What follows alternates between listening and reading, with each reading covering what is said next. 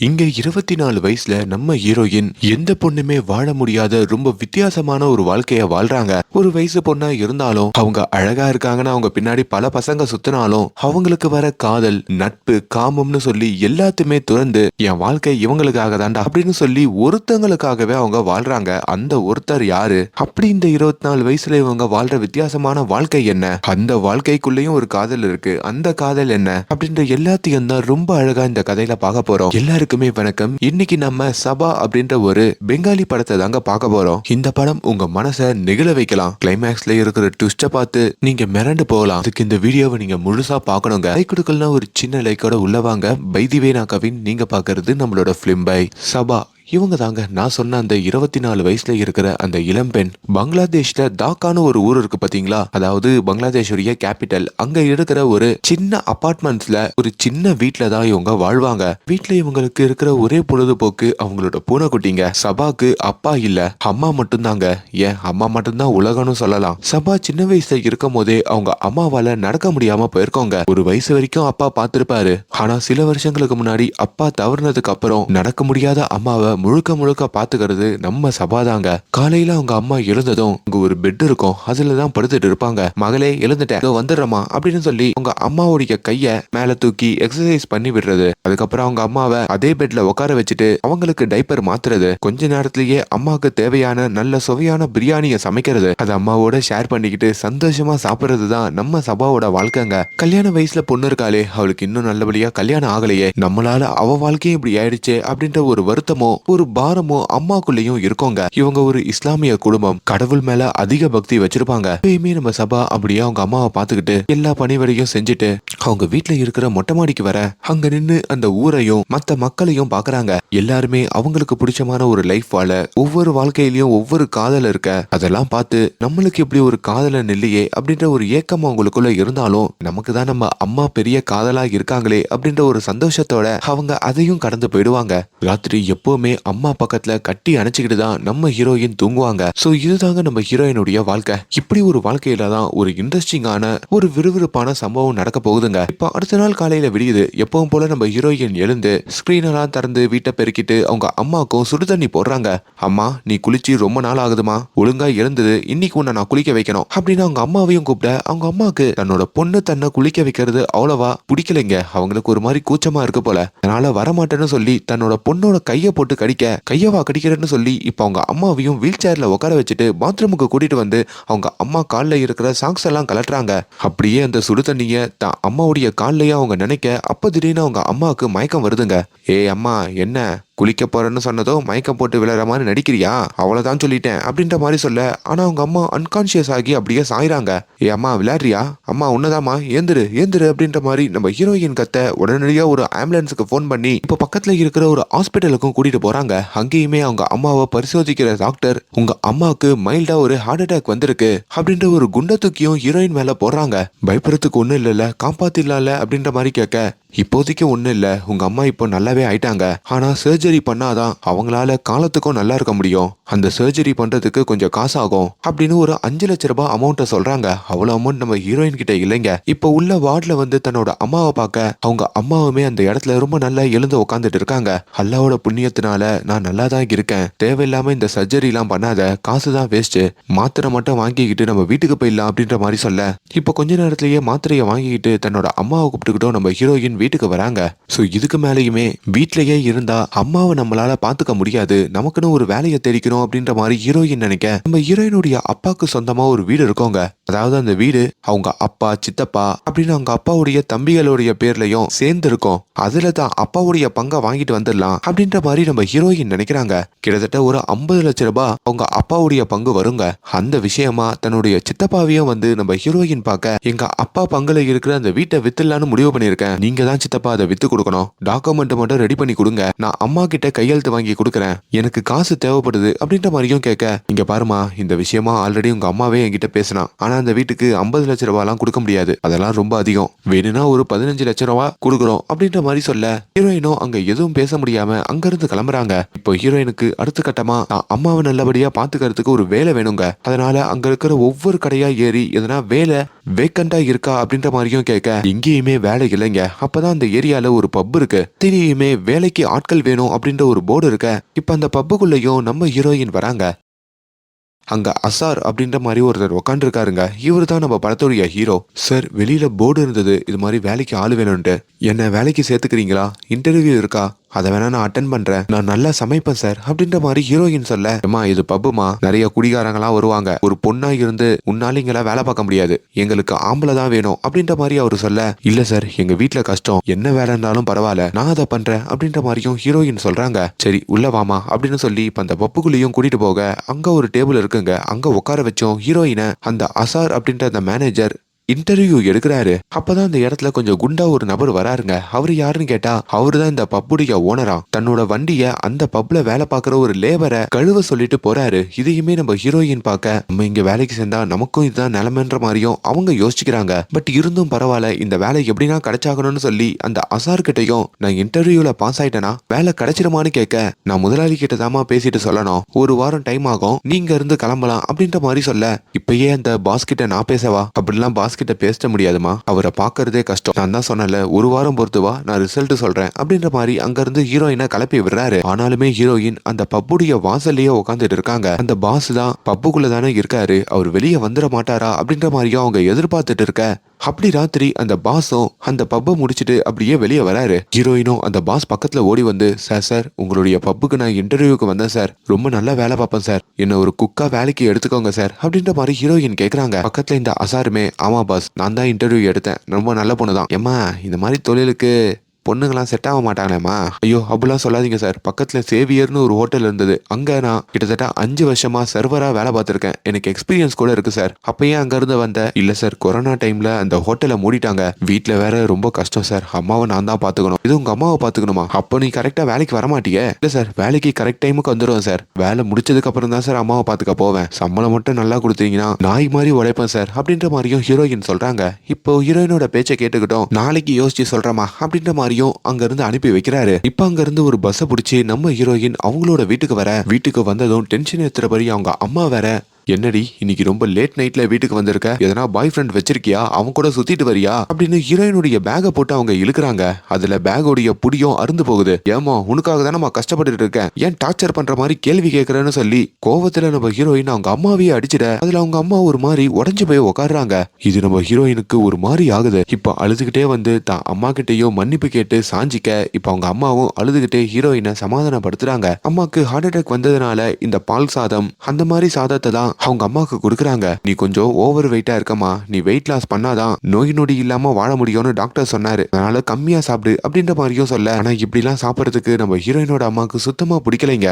இப்ப அடுத்த நாள் காலையில விடியுது. காலையில எழுந்து அவங்க அம்மாவுக்கும் சமையல்லாம் செஞ்சு வச்சுட்டு வழக்கம் போல நம்ம ஹீரோயின் இன்னொரு இன்டர்வியூக்கு கிளம்ப, ஆனா அவங்க அம்மா மேல ஹீரோயினுக்கு ஒரு சின்ன சந்தேகம் இருக்கு. எப்பவுமே அவங்க அம்மாவை வீட்டுல வச்சு பூட்டிட்டு அவங்க போயிடுவாங்க, ஆனா அன்னைக்கு மட்டும் பூட்டிட்டு மொட்டை மாடியில உட்காந்து அம்மா என்ன பண்றாங்கன்னு பாக்க, அப்பதான் அந்த வீட்டுக்குள்ள ஒரு பொண்ணு வராங்க. வரப்பவே கொஞ்சம் பிரியாணி வாங்கிட்டு வந்திருக்காங்க. பார்த்தா அவங்க அம்மாவுடைய ஃப்ரெண்டு போல. ஆண்டி பிரியாணி சாப்பிடுங்க அப்படின்னு சொல்லி இப்ப ஹீரோயினோட அம்மாவுக்கும் அங்க அந்த பிரியாணியை கொடுக்க, இதை நம்ம ஹீரோயின் கையும் களமா வந்து பிடிக்கிறாங்க. ஏ பூஜா, நீ தான் இந்த வேலையை பாக்குறதா, டாக்டர் வெயிட் லாஸ் பண்ணணும்னு சொல்லிட்டு இருக்காங்க, நீ என்னன்னா உங்களுக்கு பிரியாணி எடுத்துட்டு வந்து கொடுக்குற, வீட்டுல இருந்து வெளியே போடி, அப்புறம் பிரியாணி இது அதுன்னு ஹோட்டல்ல இருந்து வாங்கிட்டு வந்தா அவ்வளவுதான்னு சொல்லியும் அந்த பூஜாவையே நம்ம ஹீரோயின் அடிக்க போயிடுறாங்க. அப்ப அந்த வீட்டுக்கு நேத்து அந்த அசாரை பாத்திருப்பாங்க பாத்தீங்களா பப்புல, அந்த அசார் வராருங்க. ஹீரோயினுக்கும் ஷாக்கு, நீங்க எப்படி என்னோட வீடு தெரிஞ்சு வந்தீங்க, ஏமா நேத்து உன்னோட ரெஸ்யூம்ல உன் அட்ரஸ் இருந்ததுமா, அப்படியா என்ன விஷயம், இல்ல நம்ம ஓனர் இருக்காருல அவரை உன்னை பப்புக்கு வேலைக்கு எடுக்கிறதா சொல்லிட்டாரு, உன்னால இப்பவே வந்து ஜாயின் பண்ண முடியுமான்னு கேட்க, ஹீரோயினுக்கு அங்க பெரிய சந்தோஷங்க. கட் பண்ணா இப்ப அந்த பப்புல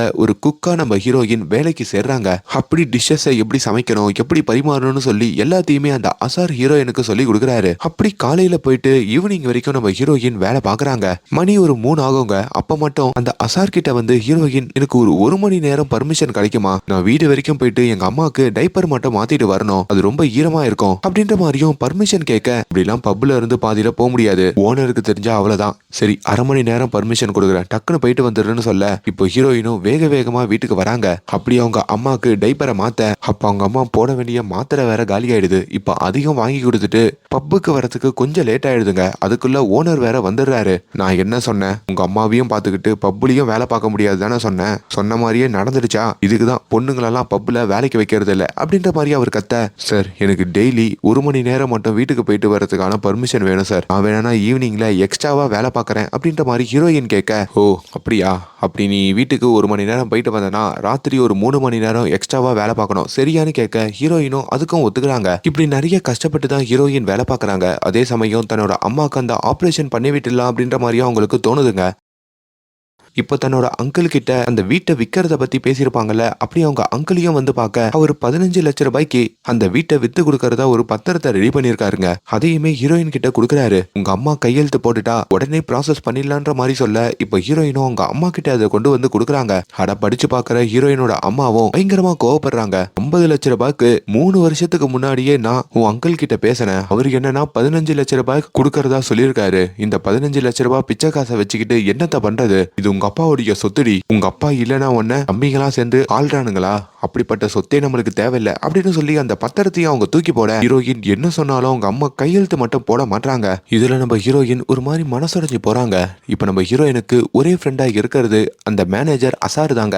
அப்படி தாக்கால அசார் ஒரு ரூம் எடுத்து தங்கியிருப்பாரு. அந்த ரூமுக்கும் இப்ப நம்ம ஹீரோயின் வர, இவருமே ஹீரோயினை பார்த்ததும் தான் ரூம்ல இருக்கிற பசங்களெல்லாம் டே கொஞ்ச நேரம் வெளியே போயிட்டு வாங்கடா அப்படின்னு அனுப்பி வச்சுட்டு இப்போ ஹீரோயினையும் தான் ரூம்ல உட்கார வச்சு அவங்களுக்கு ஸ்நாக்ஸ் எல்லாம் கொடுக்குறாரு. அதே வேளையில அங்க ஒரு குட்டி ஃப்ரீசர் இருக்குங்க, அதையுமே அந்த அசார் திறந்து காமிக்க அதுக்குள்ள நிறைய சரக்கு பாட்டில்கள்லாம் இருக்கு. இது என்னன்னு கேட்கும் போதோ, வெளியே சொல்லிடாத, ஆக்சுவலி நம்ம பப்புல இருந்துதான் நான் அப்பப்போ இது மாதிரி எழுதிட்டு வருவேன், இதெல்லாம் ரொம்ப காஸ்ட்லியான சரக்கு, குடிக்கிறியான்னு கேட்க இப்ப ஹீரோயினும் தலையாட்ட, இப்ப அவங்க 2 பேருமே சரக்க போட்டுட்டோம் மனசை விட்டு நிறைய விஷயங்கள் பேசிக்கிறாங்க. கொஞ்ச நேரத்திலேயே அந்த ஹவுஸ் ஓனர் வேற வந்து, பொண்ணுங்களெல்லாம் வீட்டுக்கு கூட்டு வரக்கூடாதுன்னு சொல்லியிருக்கேன்ல, நீ எது கூட்டு வந்த அப்படின்ற மாதிரி அசார கத்த. அதுக்கப்புறம் அசார் அவரோட பைக்ல நம்ம ஹீரோயினை பக்கத்துல இருக்கிற ஒரு மிகப்பெரிய பிரிட்ஜ் மேல கூட்டிட்டு போறாரு. அங்க நின்று இவங்க 2 பேரும் மனசு விட்டு பேசிக்கிறாங்க. நம்ம ஹீரோயினுமே அவங்க அம்மா பத்தி நிறைய விஷயங்கள் சொல்ல, அப்பதான் இந்த அசாரும் தனக்கு ஆல்ரெடி கல்யாணம் ஆயிடுச்சு, என்னோட மனைவி கொஞ்ச நாளுக்கு முன்னாடி கேன்சர்ல போய் சேர்ந்துட்டா, அன்னைக்கு உங்க அம்மாவை பார்க்கும் போதோ எனக்கு என் மனைவி ஞாபகம் தான் வந்தது, உங்க அம்மா அப்பப்போ உங்ககிட்ட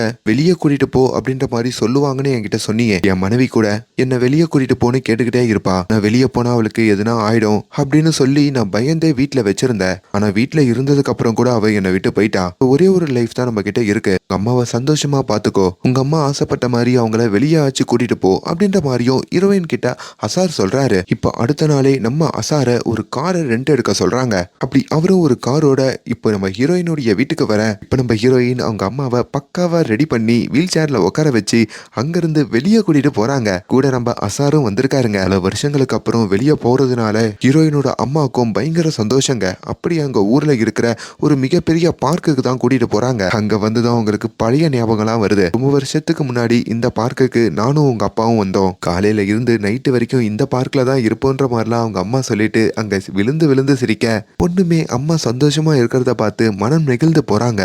இப்போ அசார் நம்ம ஹீரோயின் தனியா இருக்கும் போதோ, உங்க அம்மாக்கு எப்படி இப்படி ஆச்சு அப்படின்னு கேட்க, எங்க அம்மாக்கு முன்னாடி கால்லாம் நல்லா இருந்தது, எங்க அப்பா அம்மா 2 பேருமே வேலைக்கு போறவங்களா இருந்தாங்க, ஒரு நாள் எங்க அம்மா என்ன கூப்பிட்டுக்கிட்டு ரோடு கிராஸ் பண்றப்போ ஒரு பஸ்ஸுக்காரன் எங்க அம்மாவை இடிக்க வந்துட்டான், என்ன தூக்கி போட்டுட்டாங்க, அதுலதான் எங்க அம்மாவோட கால் போயிடுச்சு, இப்போ எனக்கு ஒரு 4 இல்லனா 5 வயசு இருக்கும், அப்பத்துல இருந்து அம்மாவை அப்பா தான் பாத்துப்பாரு, ஆனா ஒரு கடத்துல அப்பாவும் போய் சேர்ந்ததுக்கு அப்புறம் நான் பாத்துக்க ஆரம்பிச்சேன் அப்படின்னு அவங்க கண் கலங்கி சொல்லிக்கிட்டு இருக்காங்க. இப்ப அவங்க அம்மாவோட சேர்ந்து அங்க ஒரு நூடுல்ஸ் வாங்கி சாப்பிடுறது, அங்க இன்டோர் கேம்ஸ் எல்லாம் இருக்குங்க, டேபிள் டென்னிஸ் மாதிரி, அதெல்லாம் விளையாடுறது அப்படின்னு ரொம்ப சந்தோஷமா இருந்துட்டு அந்த நாள் முடிவுல தன்னுடைய வீட்டுக்கு திரும்ப, இப்படி அம்மாவையும் பொண்ணையும் நல்லபடியா கூட்டிட்டு போயிட்டு வந்தது இந்த அசார் தானே. அவர்கிட்டயும் ஹீரோயின், அசார் வர வெள்ளிக்கிழமை எங்க வீட்டுக்கு வரியா, என் கையால பிரியாணி செஞ்சு கொடுக்குறேன் அப்படின்ற மாதிரி கூப்பிடுறாங்க. அதுக்கும் அசார் சரின்னு சொல்லிட்டு போறாங்க. இப்படி ஒரு கடத்துல தான் அந்த வெள்ளிக்கிழமை வருதுங்க. இப்ப நம்ம ஹீரோயின் காலங்காத்திலேயே எழுந்து கடைக்கு வந்து மட்டன் எடுத்து தன்னோட வீட்லயும் பிரியாணி செய்ய ஆரம்பிக்க, ஆனா நம்ம ஹீரோயினோட அம்மாக்கு அதெல்லாம் சுத்தமா பிடிக்கலைங்க.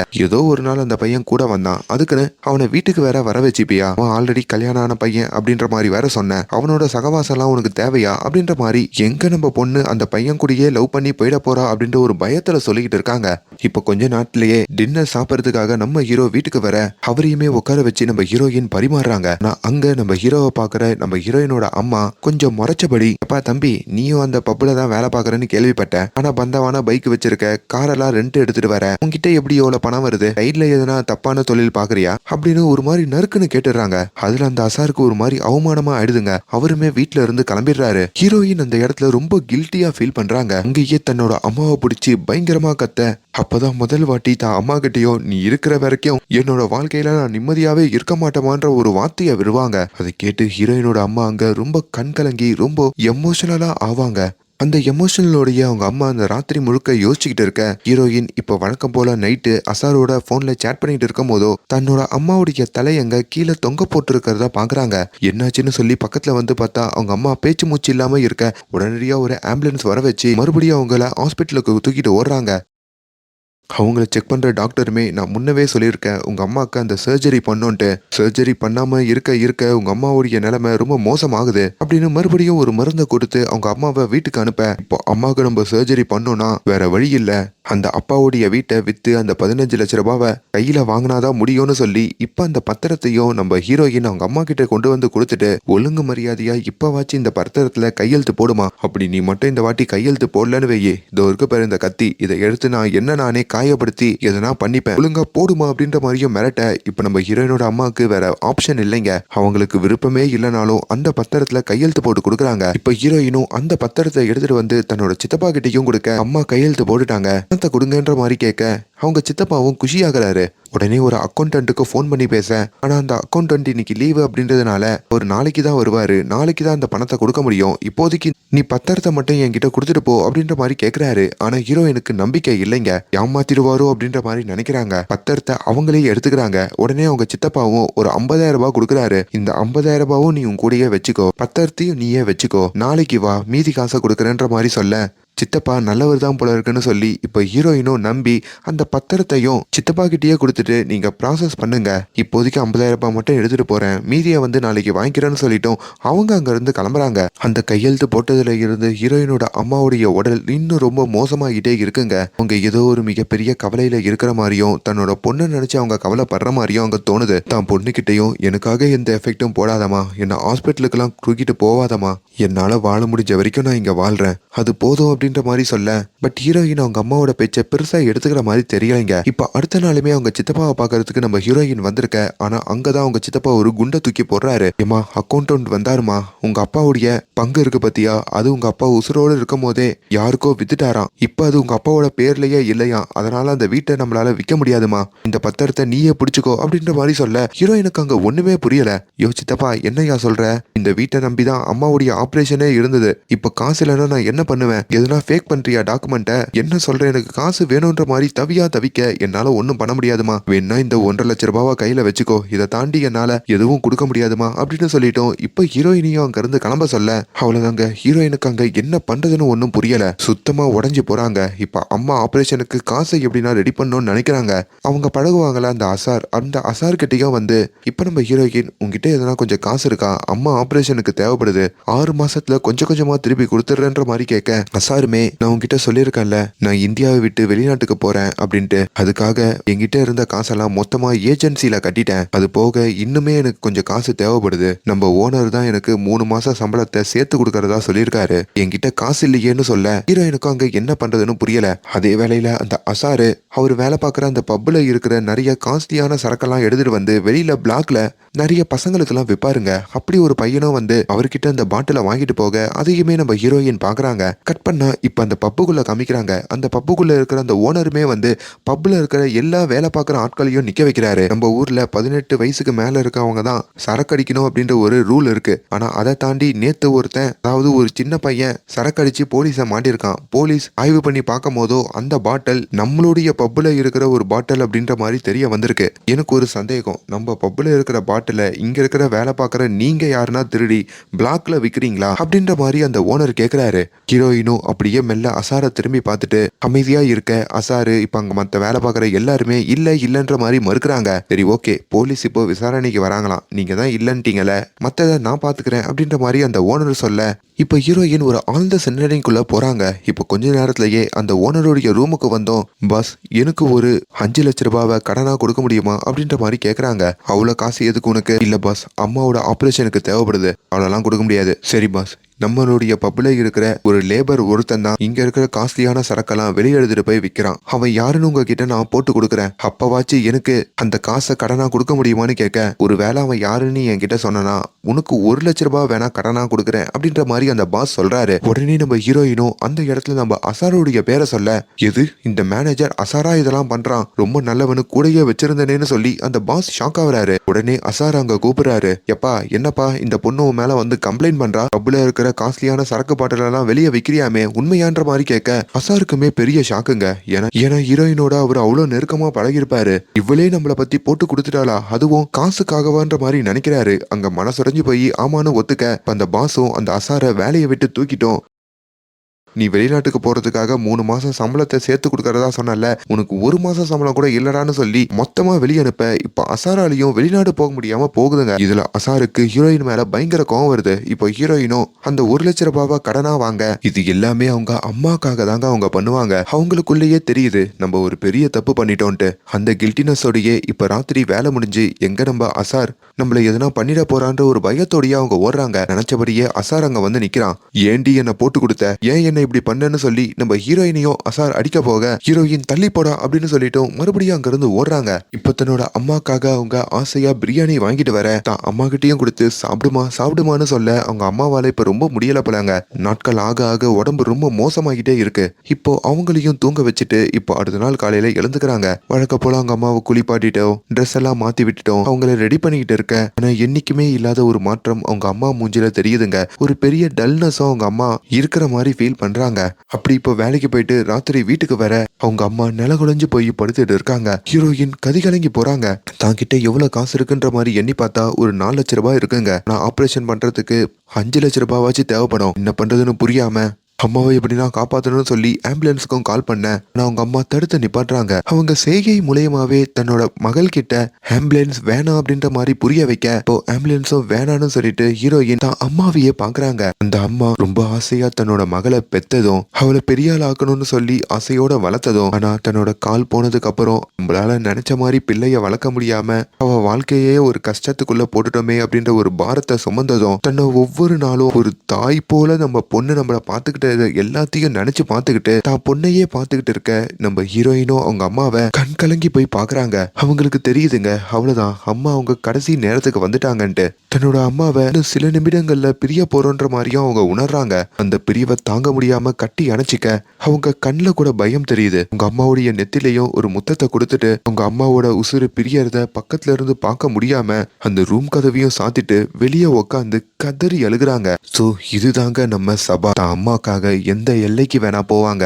இங்க எத்தனையோ வீட்டுல பசங்க ஒரு வயசுக்கு மேல அம்மாவை பார்த்துக்க முடியாதுன்னு சொல்றதும், அவங்க வாழ்க்கைக்கான ஒரு துணையை தேடிக்கிறதுக்கு அப்புறம் அம்மாவையே ஒதுக்கி வைக்கிறதும், அம்மானு இல்ல தாத்தா பாட்டி அப்பான்னு சொல்லி எல்லாரையும் ஒதுக்கி வைக்கிறாங்கல்ல, அவங்க எல்லாரும் இந்த சபாவோட வாழ்க்கையை ஒரு வாட்டி வந்து பார்க்கணுங்க. என்னதான் நம்ம ஹீரோயின் சபா நினைச்ச மாதிரி ஒரு வாழ்க்கை தான் அம்மா கூட இருக்கும் போது அவங்களுக்கு கிடைக்கலனாலும் அவங்க அம்மா கூட இருக்கிற ஒரு வாழ்க்கை தான் அவங்களுக்கு சொர்க்கம் அப்படின்ற மாதிரி வாழ்ந்திருக்காங்க. சோ இது எல்லாத்தையும் காமிச்சு இப்ப நம்ம ஹீரோயின் கடைசியா அசாருடைய வீட்டுக்கு வர மாதிரியும் தான் அம்மா போனதுக்கு அப்புறம் அசாரோட சேர்ந்து வாழ்ற மாதிரியும் இந்த படத்தோட கதை முடியுதுங்க. ரொம்ப வித்தியாசமான படங்களை பார்க்கணும்னு நினைக்கிறவங்க இந்த படத்தை பாருங்க. அண்ட் மேலும் இந்த மாதிரியான வீடியோஸை தொடர்ந்து பார்க்கறதுக்கு நம்மளோட சேனலை சப்ஸ்கிரைப் பண்ணுங்க. Thank you so much.